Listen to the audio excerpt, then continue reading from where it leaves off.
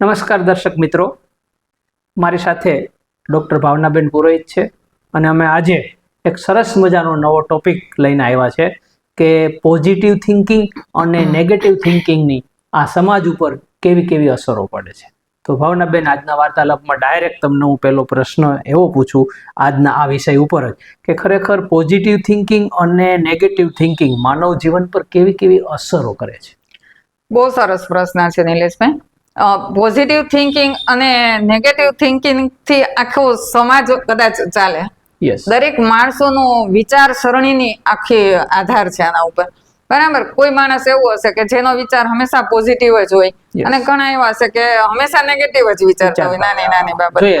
તો જ્યારે કોઈ પણ પરિસ્થિતિ છે ને એની મૂલવણી પોતે પોતાના થિંકિંગ ઉપર, વિચાર ઉપર એને આધાર રાખતે હોય.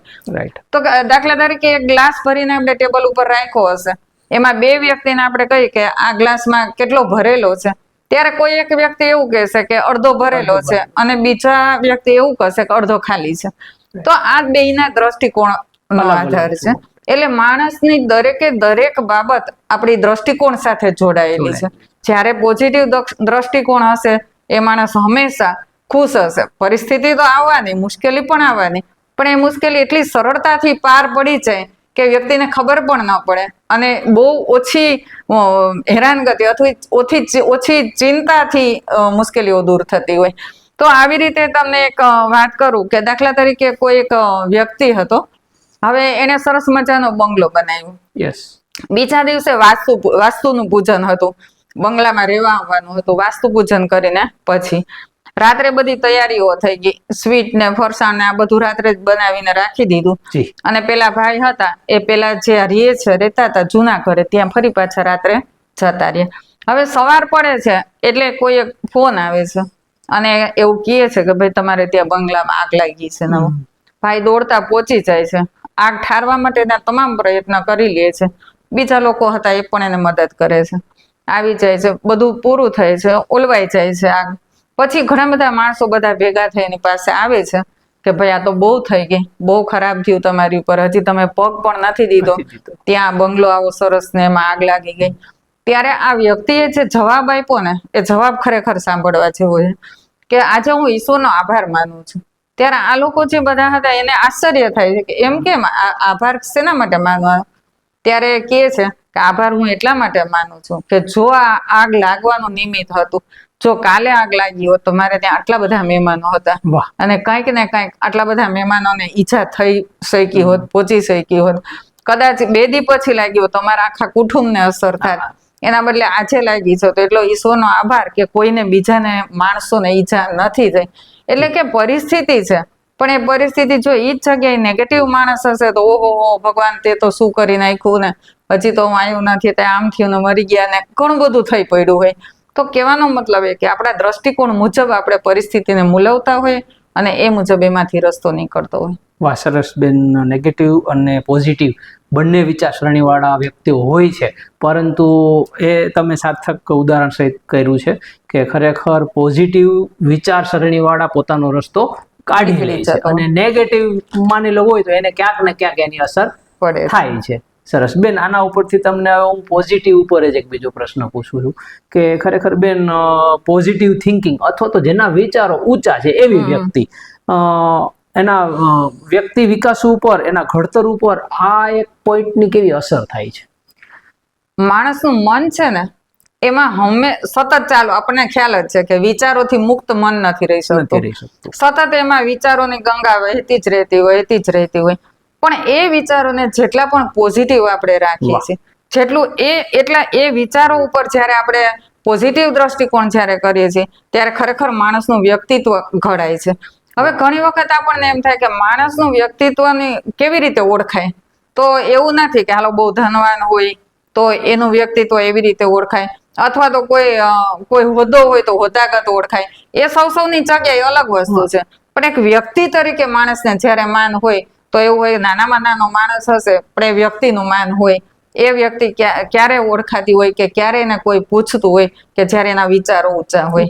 જ્યારે વ્યક્તિના વિચારો ઊંચા હશે એ ઊંચા વિચારોથી માણસ મહાન બને છે, નહીં કે ધનથી કે નહીં કે હોદ્દાથી. હોદ્દો આજે છે કાલ નહીં હોય ત્યારે વ્યક્તિનું મૂલ્ય નહીં રહે, પણ જ્યારે વ્યક્તિએ પોતે પોતાના વિચારો દ્વારા જે વ્યક્તિત્વ કેળવ્યું હોય તે આ જીવન એ જ્યાં સુધી જીવે ત્યાં સુધી એની સાથે રહે અને મૃત્યુ પછી વ્યક્તિને એને યાદ રહે અને એના માટે માણસને માન રહે એ વ્યક્તિના વિચારોથી થતું હોય છે. એના માટે હું તમને એક દ્રષ્ટાંત આપું કે ભાઈ માણસોનું મન કેટલા મોટા હોય અને કેટલા મન નાના પણ હોય. દાખલા તરીકે એક શેઠાણી છે, એ પોતે જાય છે સાડીના શોરૂમમાં કે સાડી લેવી છે એના માટે. હવે જે વેપારી છે એ આને જોઈને આવકારે છે, પૂછે છે સ્વાભાવિક રીતે જ, કહે છે કે ભાઈ સાડી 4-5 લેવાની છે અને તમે બતાવો. એટલે વેપારીને સ્વાભાવિક એમ થાય કે ભાઈ આ સારા ઘરના દેખાય છે, કદાચ હેવી જ રેન્જની લેવાની હશે, એટલે કહે છે કે ભાઈ 10-15 હજાર સુધીની બતાવું. કઈ રીતે બતાવું? તો કે ના એનાથી નીચેની રેન્જની. તો કે 7-8? તો કે ના એનાથી પણ નીચેની રેન્જની.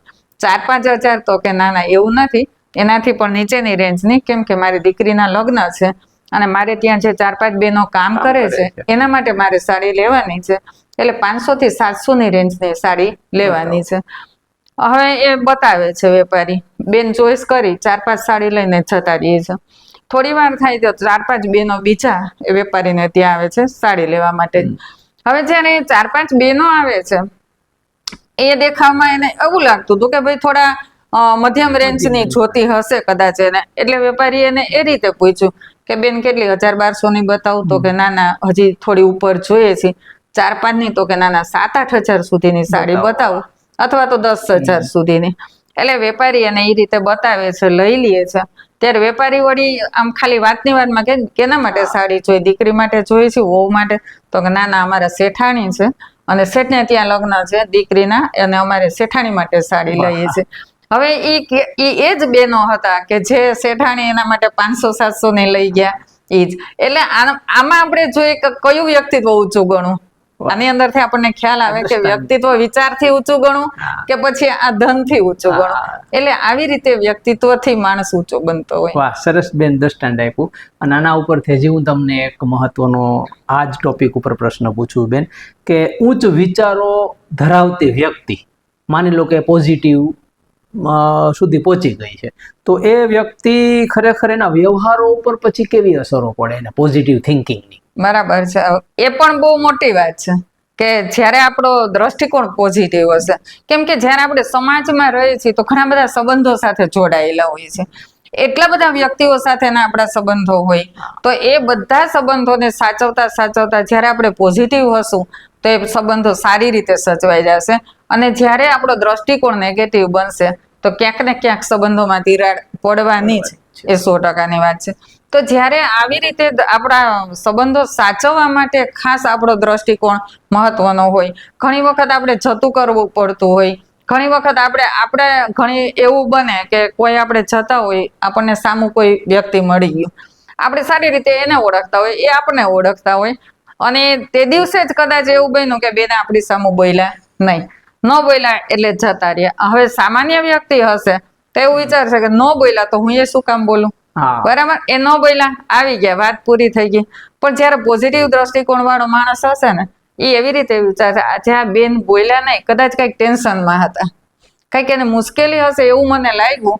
હવે એ કદાચ જો એનામાં સારું એવું સોચ હશે તો ઘરે આવીને પાછા ફોન પણ કરશે કે બેન આજે તમે સામા મળ્યા પણ મને એવું લાગ્યું કે તમે કઈક મુશ્કેલીમાં છો, અથવા તો તમે ટેન્શનમાં.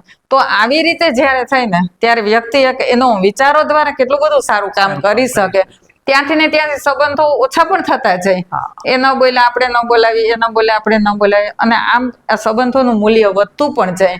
એટલે આવી રીતે અત્યારના વ્યક્તિ માણસોનું એવું છે ભાઈ દ્રષ્ટિકોણ કે ક્યાં 4 ધામની યાત્રા કરવા જઈ શકશે, અમરનાથ સુધી દોડીને માણસો આટલા બધા કિલોમીટર સુધીનું અંતર કાપીને જઈ શકે, પણ એક જો ભાઈની સાથે અબોલા હોય અથવા તો કઈ સંબંધો બગડેલા હોય તો એના 4 દાદરા કે ચડીને કે સીડી ચડીને એને ત્યાં નથી જઈ શકતા માણસો. ક્યાંક ને ક્યાંક એનો ઈગો નડે છે, ક્યાંક ને ક્યાંક એનો નેગેટિવ એપ્રોચ નડે છે. તો જ્યારે પોઝિટિવ એપ્રોચ હશે પછી ખાલી એક વખત અજમાવીને તો જો કે પછી જિંદગી જીવવાની મજા કેટલી આવે છે. પછી સામેવાળા વ્યક્તિને ઓટોમેટિક જ કદાચ કંઈ પણ હશે તો એ પણ આપણી સાથે એનો વ્યવહાર હંમેશા ઓટોમેટિક જ સુધરી જાય.